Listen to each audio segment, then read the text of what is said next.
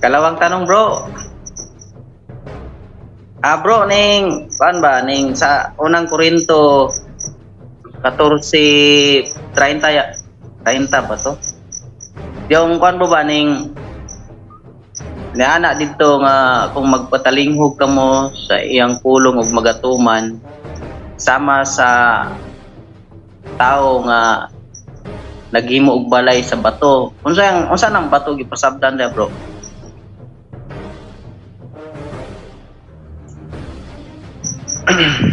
Ano yung tanong mo, bro? Sa unang Korinto ba 14:30 ba? Libog usapan, bro. Limos ko sa teksto, bro. Pero ang kuan na bro kanang nasa-isay Unang Korinto 4 Gs? Unang Korinto. O, unang Korinto 4:4? Unang Spiritual na ba to? Ano nakalagay doon? Ano nakalagay? nakalagay doon bro is kuan yung kung magpatalinghog kamo og magatuman sa akong mga sugo sama sa usa ka tawo nga naghimo og balay sa bato. Unsa nang bato dia, bro? Okay. So, wait lang ha, hanapin ko muna ha. Bisaya yun eh, Bisaya, di ba?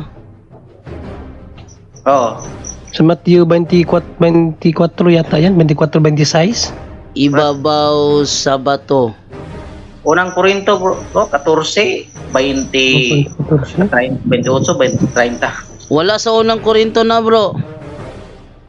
Lagi ko sa New Testament. Matthew Manguro na, Matthew 26? 6:48. Katong magpatalingog ba sa iyang mga pulong bro, yung magatuman. Sama sa usa ka tawo nga naghimo og balay sa bato. Mateo 7:24-26. O, Matthew 7:24-26. Anong ibig sabihin ng bato dia, bro? Ibig sabihin dyan, bro, ano? Matibay. Parang matibay ba? Matibay na foundation. Halimbawa, nagtiwala ka sa isang tao, di naman pagkakatiwalaan. Para ka lang gawa ng bahay sa ibabaw ng buhangin. Ganun ba? Matibay na pundasyon. Halimbawa, kay Kristo ka nagtiwala. Ganun ba? Basahin natin na. 6:40. Ano yan eh? Matthew 7:24 yan, ito. Sige.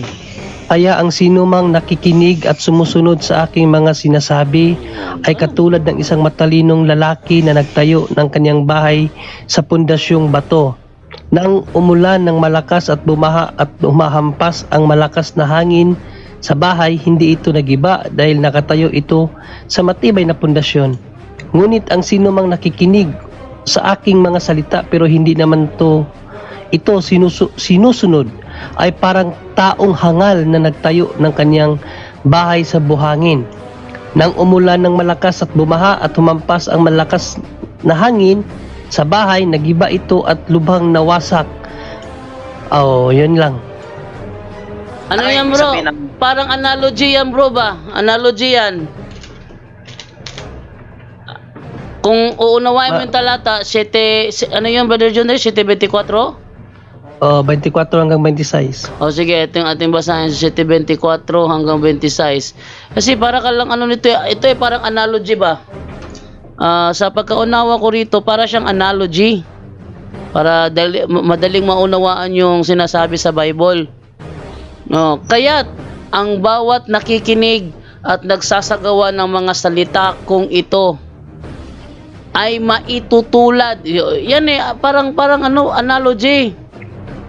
Ay maitutulad sa isang taong matalino na nagtayo ng kanyang bahay na ang pundasyon ay bato. Ibig sabihin na parang napakatibay ng iyong pananampalataya, yung paninindigan mo, pananampalataya mo napakatibay kasi tinatag mo sa ibabaw ng bato. Yung bato dyan is, ang meaning niyan, matibay na pundasyon. Parang ganun ba? Analogy yan, bro, analogy. Para bang ako nung sasita minsan, talagang may halong analogy. Yan analogy, bro. Halimbawa, yung tiyuhin ko. Yung tiyuhin ko, nung namatay yung kanyang asawa, sabi niya sa ibabaw ng puntod ng kanyang asawa, "Samar ako sa usa ka himungaan nga naibtan ug usa ka pako."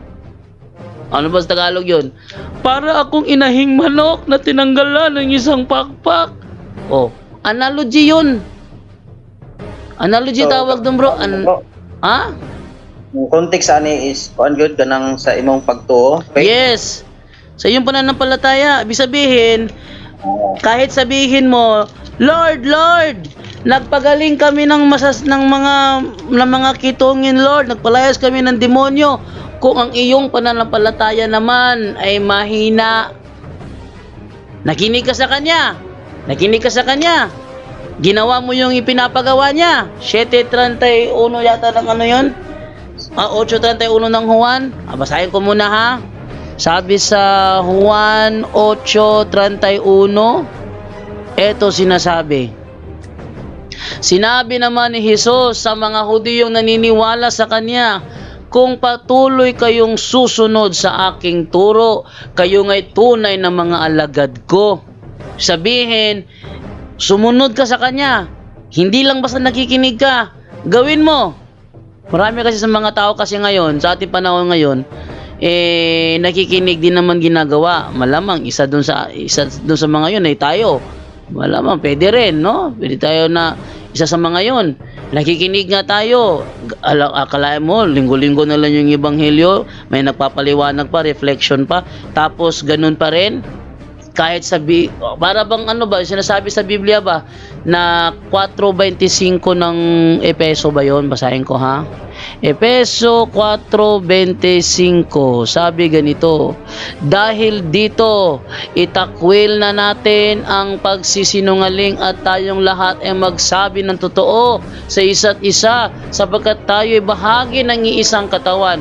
Magsabi ng totoo. Pero tanungin mo, ano ba yung 94 sa dulo ng CCC 2170? Ayaw sagutin, dan maasin. Oh, Brother Jando. parang ganun ba? Ayaw sagutin, dishonest. Ito ang basahin natin ang komentary sa simbahan. Sabi Oo. dito, ang sinumang nakakarinig sa aking mga salita, tinutukoy ni Jesus ang mga nakikinig sa kanyang salita ay sumasampalataya. Naniniwalang sila ay ligtas na sila, masigasig nila sa Masigasig simula sila. para masigasig nila na simula para itayo ang ating buhay sa matatag na mga pundasyon gaya ng pagninilay sa Biblia. Ibig sabihin pala na ang pananampalataya natin, yung pagsunod natin sa mga utos ng Panginoong Jesucristo, sounds like pinagninilayan natin ang mga utos ng Diyos na nababasa natin sa Biblia. So, yun ang ibig sabihin pala ng Panginoong Jesucristo, na para kang tagapagtatag ng pundasyon, no? Wala namang ibang tinutukoy diyan, ating Panginoong Jesucristo naman kasi siya ang foundation of the word, siya ang foundation of all things. So, yun ang point pala ng Panginoong Jesucristo diyan, kapatid, ayon sa simbahan, na ang pakikinig sa kanyang salita at ginagawa, tayo ay may pananampalataya. At hindi lang tayo nananampalataya, kundi sinusunod din natin lahat ng mga sinabi ng Diyos na nakasulat sa banal na kasulatan. Yun ang commentary ng simbahan, kapatid. Yun ang meaning ng bro. Tama yung kay Burjando na paliwanag, dinagdagan lang niya ng mas madaling maunawaan. Katong tanong bro. Sige, katlong tanong bro. Connection to sa kuan bro ba tong nagtanong ako last time kabahin sa Christian Life program. Yung team leader nila bro, sinabihan ko nga kuan, bawal talaga mag-speaking of tongue. Oh, tapos Tapos sabi niya is ning mula daw ni kuan sila ba. Mas napa ko no slide leader, team leader gud nga ila pang istoryahan ani nga na kay wala ang pusla kabalo nangutana ko nangutana sa nako asa pug kuan ang nakabalo ana sa punto por punto ya unsa nang punto por punto, Katolik pa na siya? Ako gina siya, yes, Katolik na siya. Si Father Darwin ang kuan na siya, spiritual director. Ako silang gina nga kuan mo nang sa punto por punto kay dagan di ako sige pangutana. Muna to bro, kung ako silang gistoryahan bro, pero nagpatuloy gyapon sila, nagkasala ba sila bro? Kung di sila mo stop sa speaking of tongue? Mas maganda dyan, Brother Angel. Nagkasala ba the Brother Angel? Kasi, you know na. Brother Angel!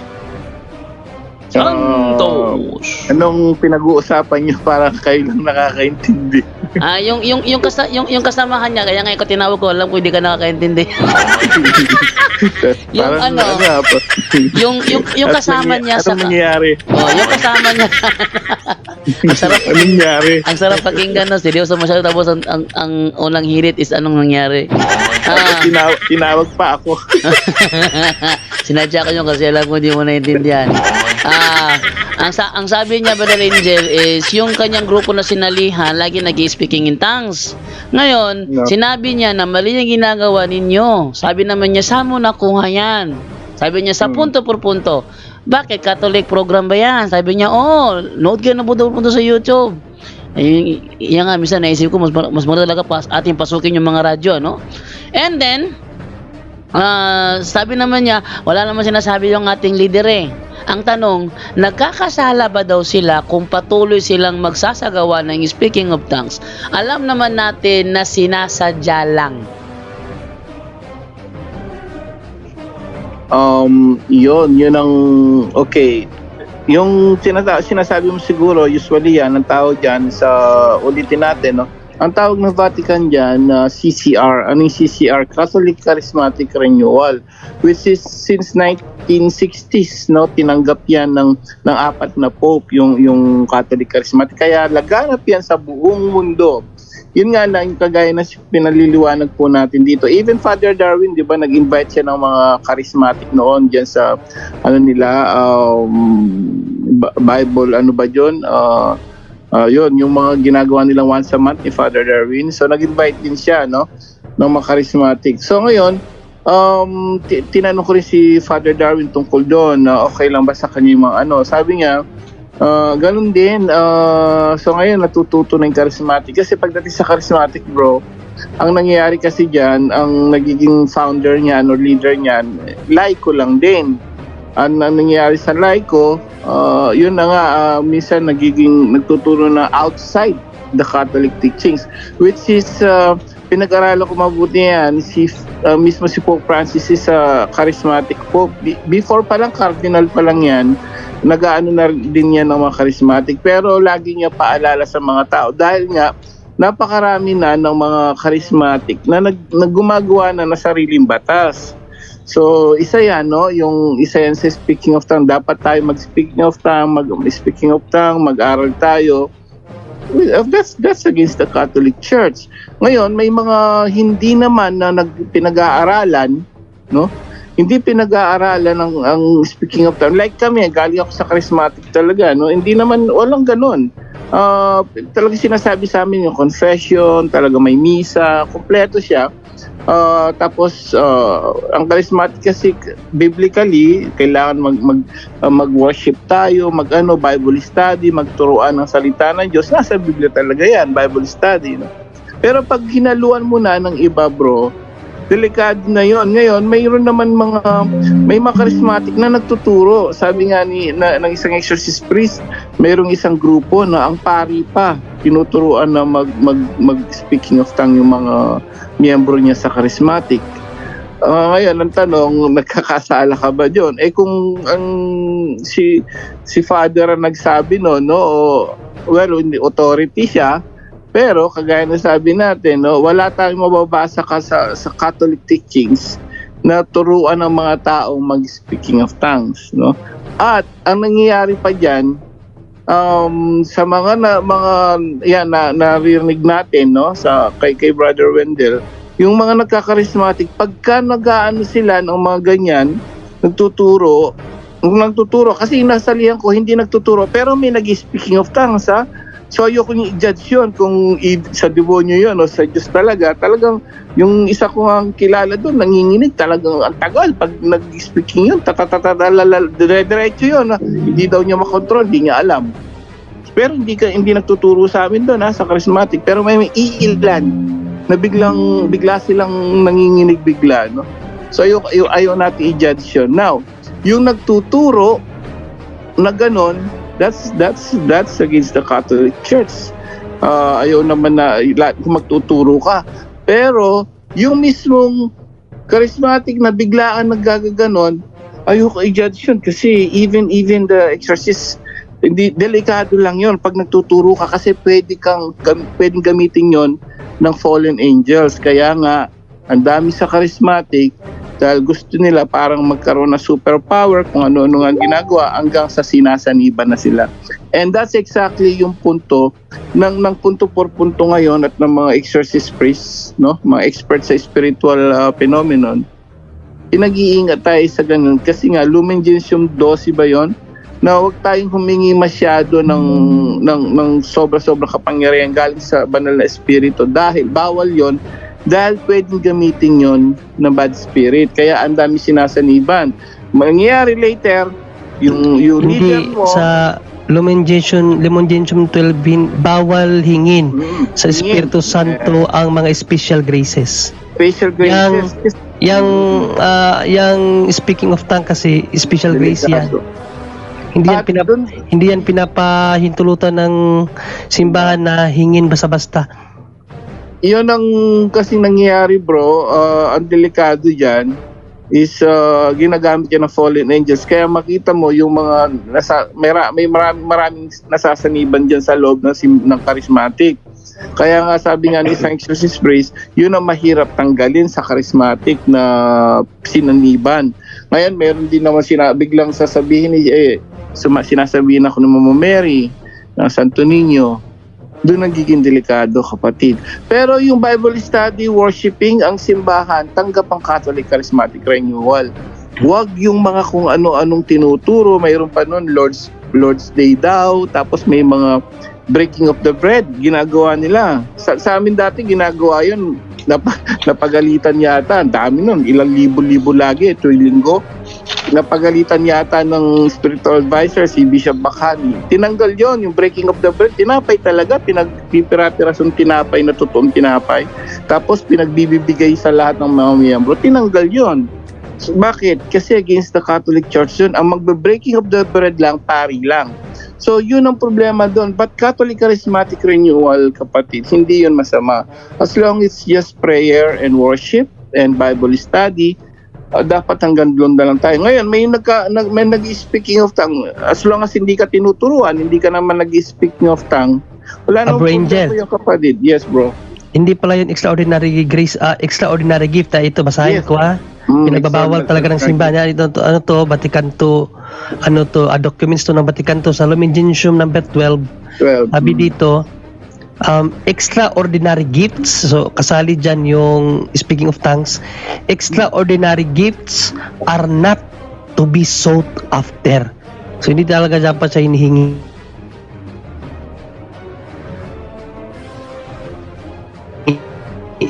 Yan nasabi ng Lumen Gentium, yung klase ng mga gift kasi extraordinary. Yan yung sinasabi mo ngayon, bro, Roel. Ibigay mo yan, Lumen Gentium chapter, Lumen Gentium 12, kamo, basahin mo, turo na simbahan.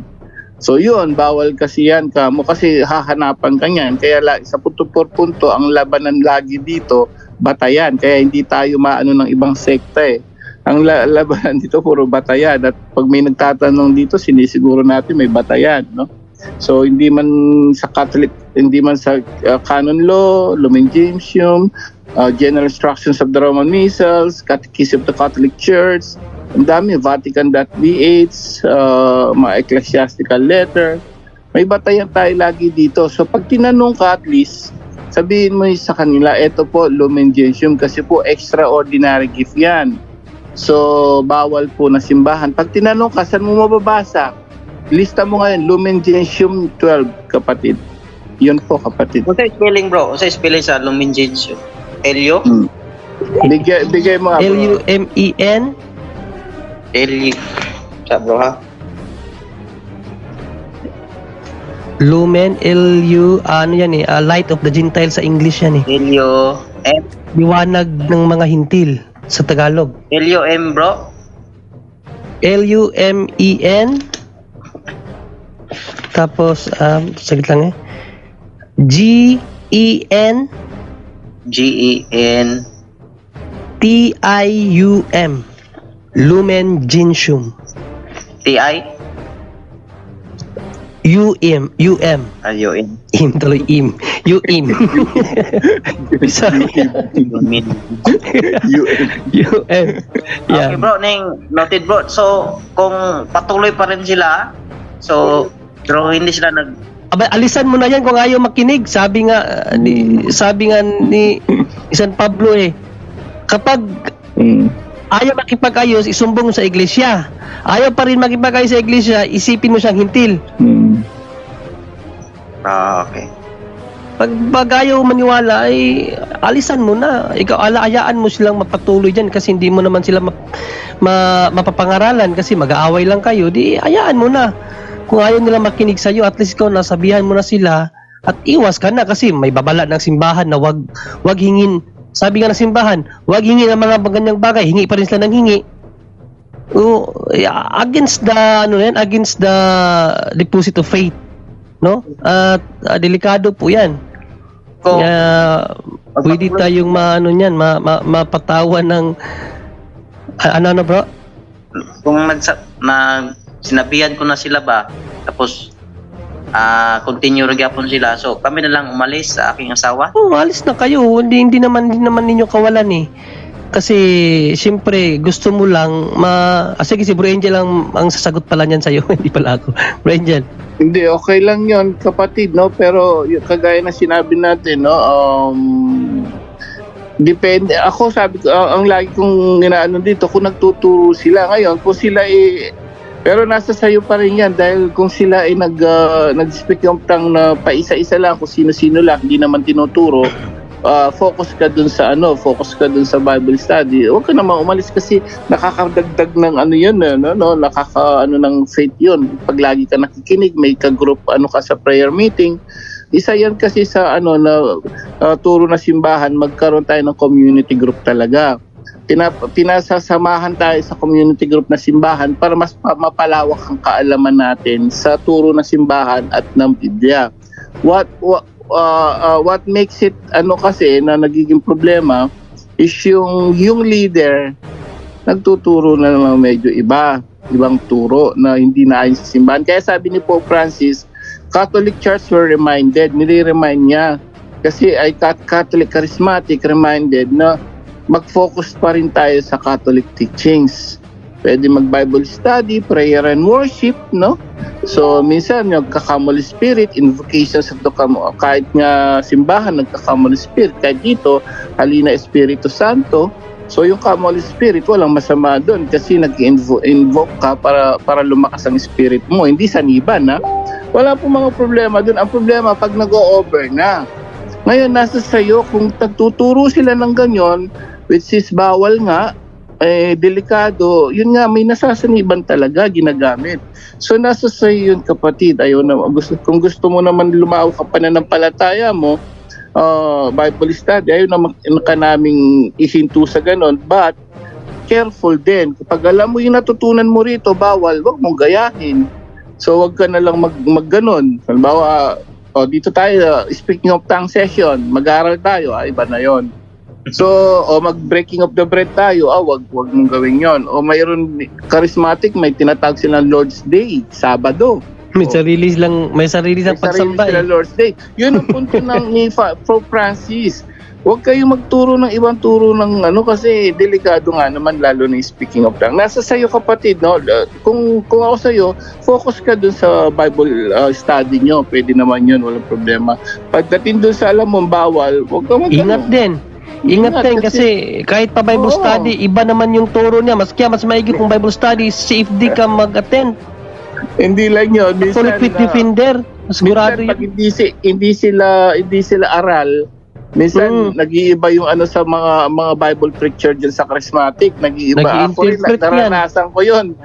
Iba yung interpretation nila. Ngayon, nalaman ko dito sa punto por punto. Iba. So, mas maganda sa tamang sabi nga dito sa libro ko, Catholic Soul, Apologetica, Sabi rito sa libro kung binigay ni Father. Tandaan natin palagi, no, although ang church ngayon sa Vatican to maluwag na talaga, no. Dati kasi pari lang po, hindi po talaga pwede na ano lang talaga ang simbahan na nahikayat na talaga dahil hindi rin kaya ng mga kaparian na dipinsan ang ating pananampalataya kasi trabaho naman kasi nila magpalaganap sa ebanghelyo, gawin yung mga bagay na nagpapabanal sa tao. Yun ang gawain kasi ng mga pari, no. So sa pag-defend sa faith, mahihirapan talagang simbahan. Kaya nga sinali tayo mga Katoliko, mga laiko, hindi naman talaga tayo kasali diyan. Yung inutusan ng Panginoon diyan, mga pari lang. Pero dahil may kapangyarihan kasi ang simbahan na magtalaga, so sinali tayo, pero wag nating abusuhin. No? Kaya nga palagi kong sinasabi dito, Centericum Ecclesia.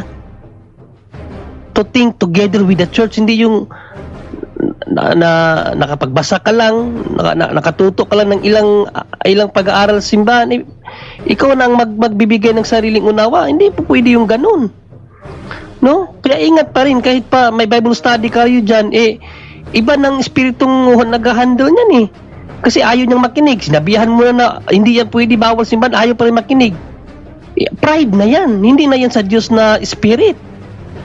No? Wala mang problema yung kay Bro Angel na nasa sayo pa rin yan kasi pero kung ako, hindi na talaga ako makikinig dyan. Ba't pa ako makikinig? Ayaw ka niya makinig sa akin eh. Ikaw mas alam ka kung ano yung totoo, ano yung dapat na aral. Diba? Oo nga bro, ning please.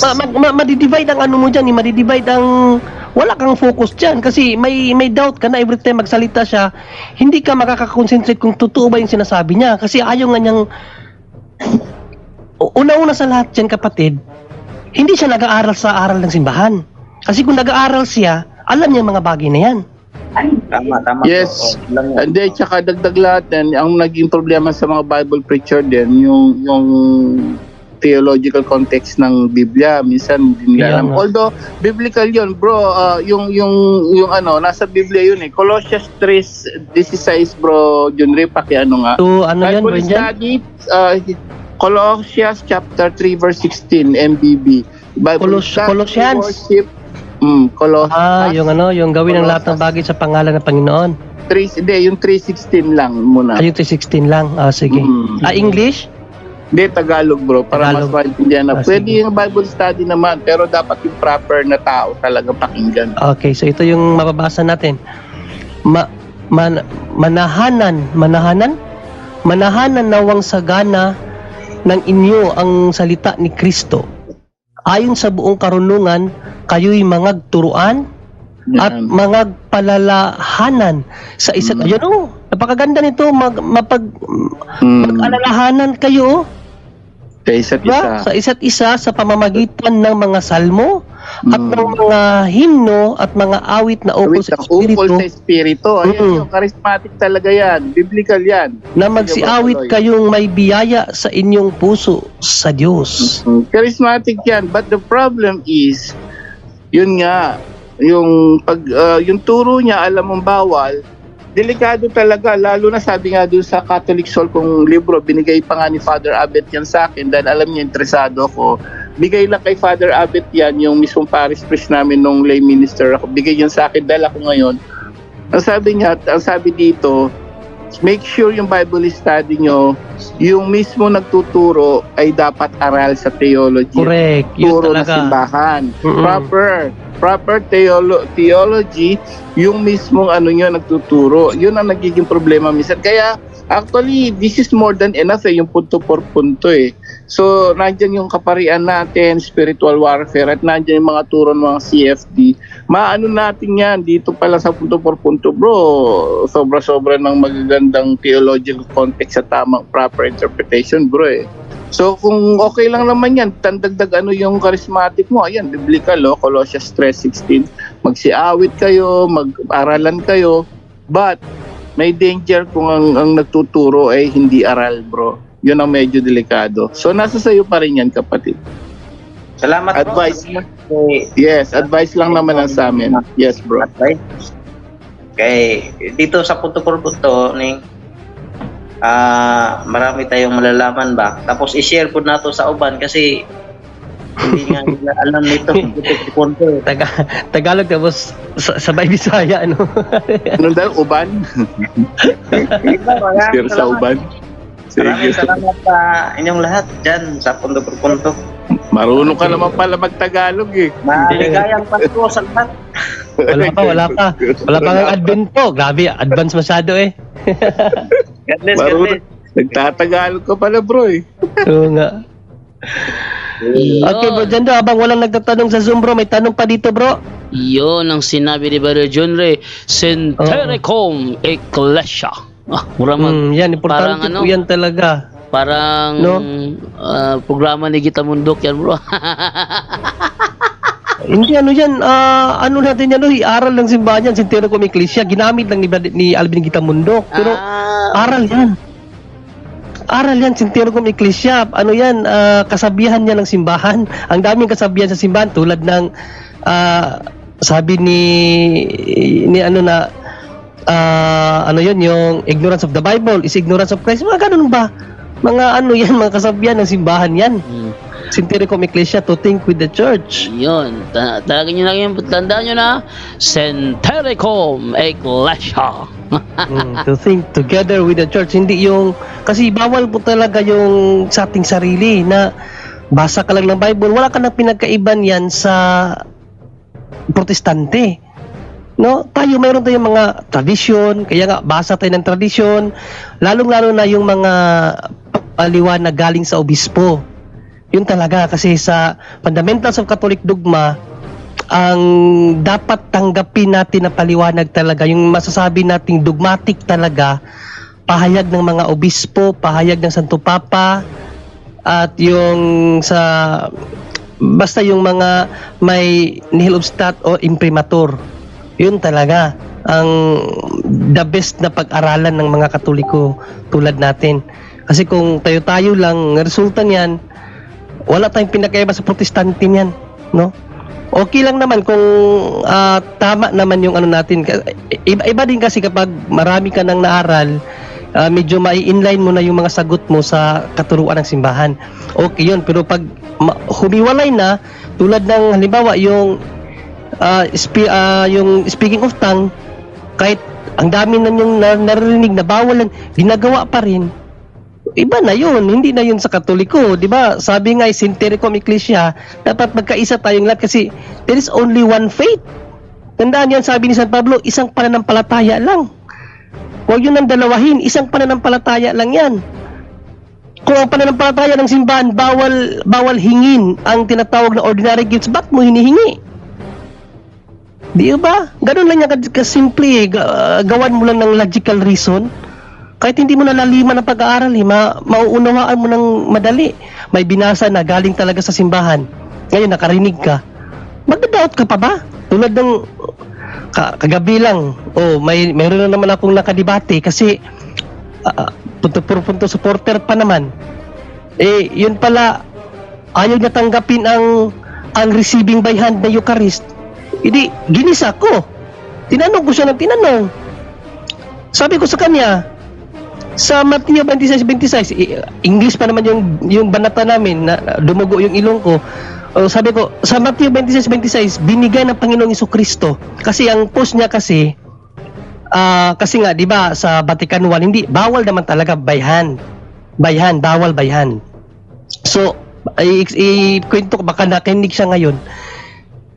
Pinost doon na bawal ang talaga, no, ang by hand using the yung Vatican I. Parang nawala na ng saysay ang Vatican II. Kaya dinirekta ko siya biblically. Sabi ko, ang Panginoong Jesucristo nung itinatag niya ang Eucharistia, pinatanggap na ito by hand. By hand nga. Tanong ko sa iyo ngayon, kasi sabi niya kasi ang tatanggap daw ng by hand, ikukundima. Yun ang batas ng Vaticano I. Talagang yun ang batas ng Vaticano I. Sabi ko sa kanya, nung ibinigay ng Panginoong Jesucristo ang kanyang katawan sa kanyang mga alagad, at sinabi niya, take it, hindi naman niya sinabing nga. Sabi niya, kunin niyo at kanin. Sabi ko sa kanya, dapat bang ikundima ang Panginoong Kristo na ibinigay niya ang kanyang katawan sa pamamagitan ng kamay, pinapaabot sa kamay. Then sabi niya, may inano siya sa akin na pari. Sabi ni Father na ganito, ano mo, kung gusto mo, kausapin mo sa Father. Sabi ko sa kanya, hindi ko naman kailangan kausapin si Father kasi hindi naman ako against na tanggapin sa kamay dapat. Hindi naman ako against doon. Ang against ako, yung sinabi niya na kapag tinanggap mo sa kamay, ikukundima ka. Yun ang sabi ko sa kanya. Kasi sabi niya, hindi siya against sa Vatican II. Sabi ko, kung hindi ka against sa Vatican II, ba't ayaw mong tanggapin yung katuruan ng simbahan sa Vatican II, under by Vatican II, na ipa-receive by hand? Okay lang basta in proper disposition of morality and with respect, with adoration. Sabi ko sa kanya ganun. So, ikaw ang mali kasi tanggap naman ng Vatican II, pero ang problema sa kanya, tanggap ng Vatican II, pero hindi lahat ng aral ng Vatican II, hindi niya tanggap. So, kasalanan yun. Schism yun. Sabi, di ba, pinag-aralan na natin yan dito nung ako nag-topic, tinapik ko yan, yung sin against Catholic faith. Ano ang isang kasalanan doon? Yung heresy. Ano yung isa sa heresy? Yung namimili ka kung ano lang yung dapat mong tanggapin na aral ng simbahan. Heresy yun, di ba? Dalawa yung heresy. Material heresy at basta dalawa uri ang heresy Yung isa, yung hindi mo alam, pero yung isa, alam mo, sinusunod mo pa rin o ginagawa mo. So, material heresy yun. So, mas ikukundima ka, sister, kung nakikinig ka ngayon, mas ikukundima ka ng simbahan kung namimili ka ng aral. No? Kasi sa Vatican II, pinapatanggap na by hand, okay na. Basta in proper disposition of morality, and din yung pagtanggap mo, hindi yung basta lang tanggap ng parang wala kang paniniwala at pananampalataya. No? So again hindi kami against na yung receiving by hand, yun talaga ang law natin sa Vatican I, at hanggang ngayon, receiving by tongue, hanggang ngayon pwede talaga yun.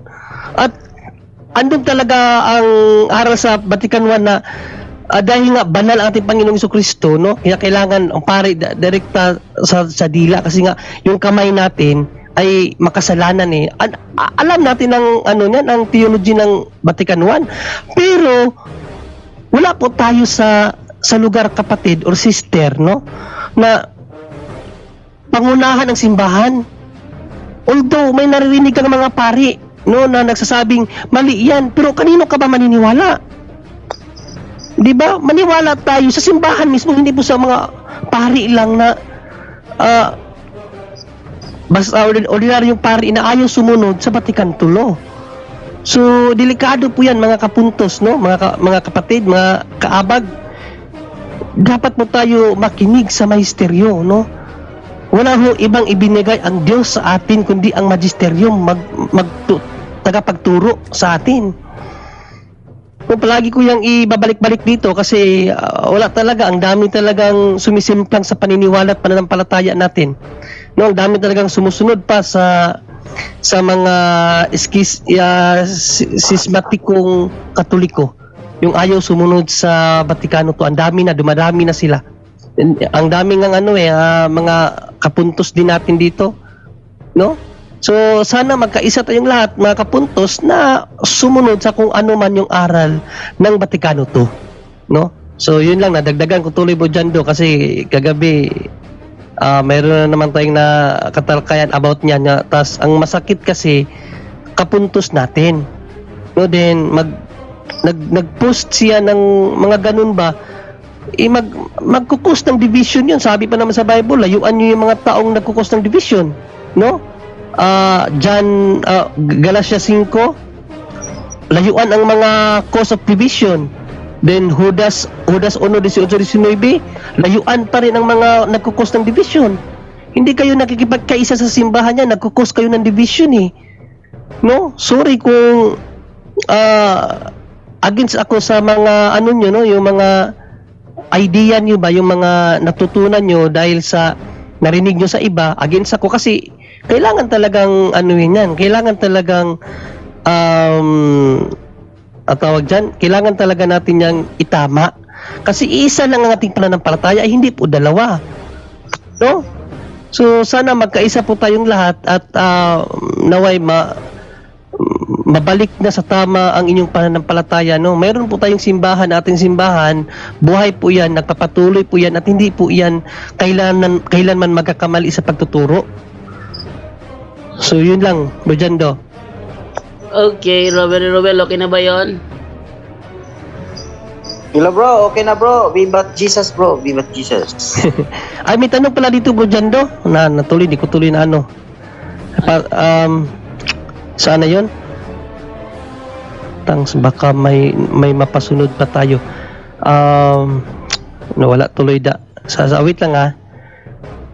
Pasagot natin to kay Brutata naman, di pa yata nakasagot si Brutata. Ask ko lang kung asawa, saan ba yun? Bakit? Ito. Galing kay kapatid na Red Baron, Red Baron. Bro John Ray, bakit daw kay Mama Mary tayo manalangin? Tao lang daw siya. Hindi niya kayang pakinggan ng sabay-sabay ang panalangin natin sa kanya. Kaya di daw dapat kay Mama Mary, kundi diretso sa Diyos. Bro, At si Bro Romel din, bro, minsan tawagin mo din. Oo nga pala, si Bro Romil din. Sige, si Brota mo na. Brota, marami namang tanong dito eh. Brota? Tata left. Nawala Tata na. left ba? Agi, Bro Romel?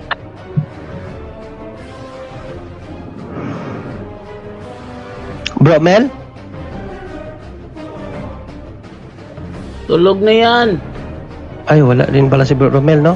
Sige, ako na lang, kapatid, no? Okay, bakit tayo kay Mother Mary manalangin, hindi naman siya Diyos at hindi niya maririnig ang ating panalangin lahat. Tandaan natin, kapag tayo po ay mapunta na sa langit, magiging tulad tayo ng mga anghel, no? Mateo 28 yata yun, o 22, 20, sa mga ganong talata, magiging tulad tayo ng mga anghel. At alam naman natin ano ang trabaho ng mga anghel, no? Pero specific kasi kay Mother Mary, ayaw ko na lang sagutin yun kasi sa santo yun. So, kay Mother Mary tayo, bakit tayo kay Mother Mary? Okay, may pangako ang Diyos, no? Sa Genesis 3:15 na kakalaban kay Satanas. Okay? Ito ang ating mababasa. I will put enmity between thee and the woman. Okay? Sino tong woman na ito na sinasabi, no? And between thy seed and her seed, and it shall bruise thy head, and thou shall bruise his heel. Okay? So, malinaw dito na mayroong woman na kakalaban kay Satanas na itatalaga ng Diyos. Sino ba yung woman na yan? Na maging kasangga ba yan? Yung kanyang adversary ni Satan. Sino ba yung woman na yan? Pinakilala ng Panginoong Jesucristo sa atin yan, no? John 2:3. Sabi ni Panginoong Jesucristo, and they wanted wine. The mother of Jesus said unto him, they have no wine. And then Jesus said unto her, woman. Yan, pinakilala na ni Panginoong Jesucristo ang woman na yung woman pala, yun yung nanay niya, no? Ang ating inang Birheng Maria na magiging adversary ni Satan, siya ang tatapak sa ulo ni Satan. Okay? Then, ano pang sinabi ng Panginoong Jesucristo nung bago siya maputulan ng hininga? John 19. Sabi dito, when Jesus therefore saw his mother and his disciple standing by whom he loved, he said unto his mother, woman, behold thy son. No? So, ayon sa mga teologo, yung pagsabing son dyan, hindi yan tumutukoy lang kay John the Baptist, kundi sa simbahan mismo tayo. At nag-i-imply daw yan na ng relasyon between woman and the church. Okay? Ngayon, ano ba ang ano ng woman na yan, ni Mother Mary? Ano ba ang kaniyang propesya sa kanyang simbahan, ano ang dapat gawin ng mga mananampalataya. Okay? Ito sinabi sa Luke 1:48, ito yung propesya ni Mother Mary na walang ibang nakatupad, mga Katoliko lang. Okay? For he hath regarded the law state of his handmaiden. From henceforth all generations shall call me blessed. Lahat ng henerasyon tatawagin siyang mapalad.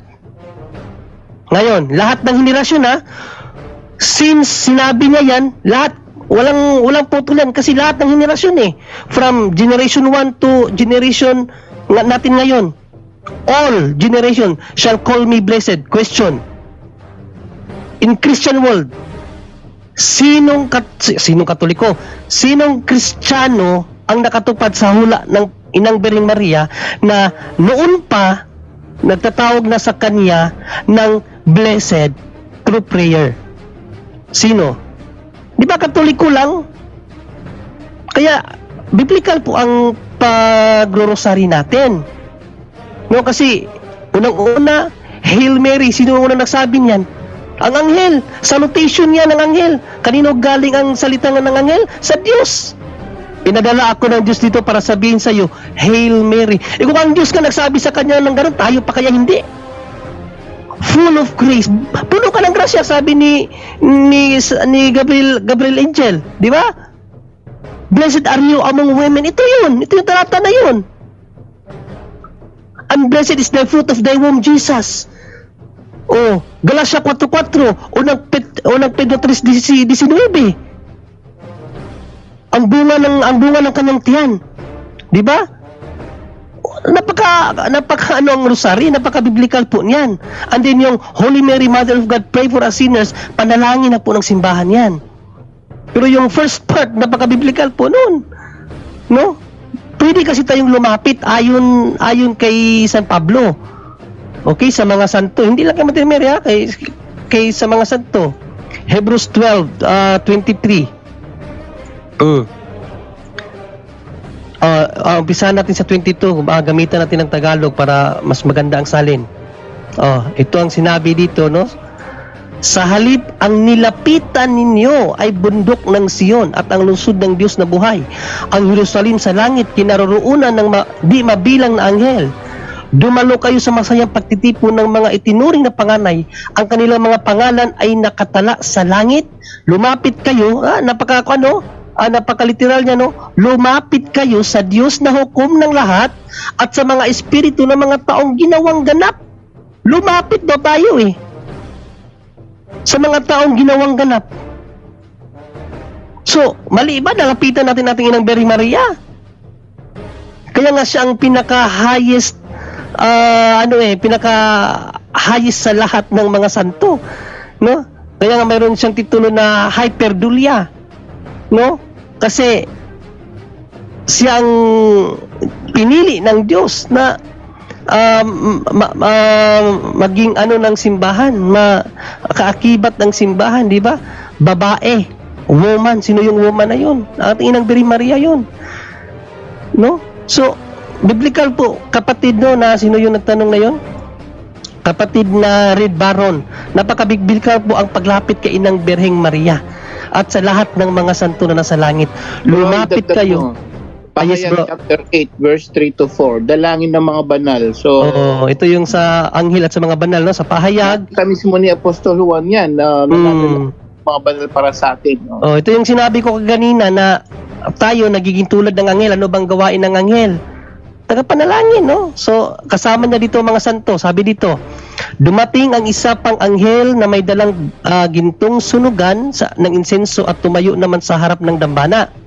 Binigyan siya ng maraming insenso upang ihandog sa dambanang ginto na nasa harap ng trono kalakip ng dalangin ng mga hinirang ng Diyos. Yan, no? Dalangin ng mga hinirang ng Diyos, di ba? And then, mula sa kamay hinirang. kaya nga mula sa kamay ng anghel ay unti-unting tumaas sa harapan ng Diyos ang usok ng insenso kalakip ng dalangin ng mga hiniran. Ay kalakip ng dalangin ng mga hinirang ng Diyos? Nasa langit na yan, Kamo, nakita ni Apostol Juan yan. Kaya napaka-biblical kapatid, no? Nag-specific kasi ako, bro, Angel, sa tanong niya kay Mother Mary lang. Meron Kaya, din, no? Kaya, napaka-biblical ang paglapit natin kay Inang Bireng Maria. Unang-una, siya ang pinili ng Diyos na maging adversary ni Satan. Siya nga ang tatapak ng ulo ni Satan. Kaya nga tayo lumalapit sa kanya eh. Kasi tayong mga tao, ang punteriya ni Satan. Si Mother Mary naman ang magpoprotekta sa atin. No? So, yun lang ang ating ikasagot, Bro Jando, sa magandang tanong ng ating kapatid, Bro Jando. Okay, move naman tayo ngayon dito kay Mario Granada. Mario Granada. Hello, Mario Granada from San Fernando, Cebu. Brother Mario. Oh, Oh, sorry nagkapagtawag muna sa restro ako. May itatanong lang ako kay kahit sino. Okay. Yung nangyari nung una, no, nung buhay pa si Father Fernando Chances, no? Suarez? Suarez, Jaime, no? Fernando Suarez. Mayroon siya ibang mga biniblisan niya nakukulaps. Hindi lahat kundi ang iba. Ano ba yun, Kwan? Anong masabi mo doon? okay, ano mo sabi natin doon, Brother Angel? Ang tawag doon is parang slain, no? By the Holy Spirit. Na-slain sila, no? Bumabagsak. No? Tama ba yun? Oo. Yes. Oo, Slain. bumabagsak sila. Mayroong sumasalo rin eh. Para Yes, hindi so yung slain po kasi kahit sa charismatic maraming ganyan, no? Nanginginig pa yung iba, no? So pari po siya, hindi natin pwedeng ano yan, pero ang balita ko, ayoko naman yung mga dito, no? Ang batay, although dapat may batayan talaga. Sabi ni Brad Tata yata, si Father Suarez daw may, ewan ko, totoo yun, na pag in-imbestiga na, ayokong magsabing 100%, pero may may batayan yata, dapat may batayan tayo dito. Sabi po ni Brad Tata, isa sa mga nagdi-deliverance natin, deliverance minister, si Father Suarez daw yata para may alagang duwende or something. So, yung kapangyarihan medyo hindi sure, pero siyempre maraming mga fans, followers si Father Suarez. So malangit na ang kaluluwa niya, no? Pero yun ang isang no? Kaya yun, yung slain, ayaw natin husgahan yan dahil unang-una, kailangan talaga yung nagpe-pray over may diagnose. So, nalaman nila bago nating anuhin yung nangyayari, kailangan siyempre may investigation pa yan, no? Diagnostic interview ang tawag dyan sa exorcism. Bago mo masabing ito ba'y nagle-lay hands, totoong divine ba o may divine intervention ba talaga o ano. Hindi po natin masasabi na divine talaga o hindi, no? Dahil Diyos lang nakakalam. At base kay mukhang delikado yon pag may alaga siyang duwende. Alam natin mga duwende, puti man o itim yan, fallen angels yan, mga evil spirit yan. So ayun na, baka yung mga nakikinig, gumaling sila kay Father Suarez. Hindi po kami nag-aano rito, no? Hindi po kami nag-iimbento. So may mga batayan yung mga deliverance minister natin, according to them, babalikan na lang namin kayo kung kailan natin laiyaan yung batayan. So yun po yung doon. So yung nangyayari bang ganon, kung totoo hindi po natin sinasabing sigurado na unless may batayan, dapat may batayan. Ito po parang lang, no? Ito po galing sa isang mga deliverance minister natin, si Bro Tata dito, kaya wala na siya. Kailangan hingin din natin ang niya. So kung galing doon, delikado yun. Pinapasa niya doon sa doon sa tao, tapos na-slain. Kung galing sa duwende yun, medyo hindi niya alam walking possessed pala si Father, o hindi natin alam yung kapangyarihan galing sa kalaban. So We cannot judge, but because of yung mga deliverance minister nagsasabi niyan, well, delikado siya. May possibility galing nga sa ano yan, no, sa kalaban. But we cannot say 100% dahil maraming pinagaling si Father Suarez po, no. So yun Oo. po yung maisasagot natin. We cannot say 100% because according to this mga experts natin dito, mga deliverance minister, hindi naman exorcist, no. Of course, yung mga basis nila, batayan nila galing sa mga exorcist priest din. So yun daw po nalaman nila kay Father Suarez, may alaga siya. So there's something, kaya na-slain yun. So ito po ano pa lang, no? It's just haka-haka muna for a while, but later on po bibigyan natin yung tamang batayan kay Brad Tata. Kaya lang wala po siya ngayon. So yun Oo. po ang sagot natin, no? Hindi natin pwedeng sabihin kanino talaga yung kapangyarihan niya sa evil ba o sa Diyos talaga, no? Hindi po natin pwedeng sabihin. Later po, unless there is evidence po, kapatid.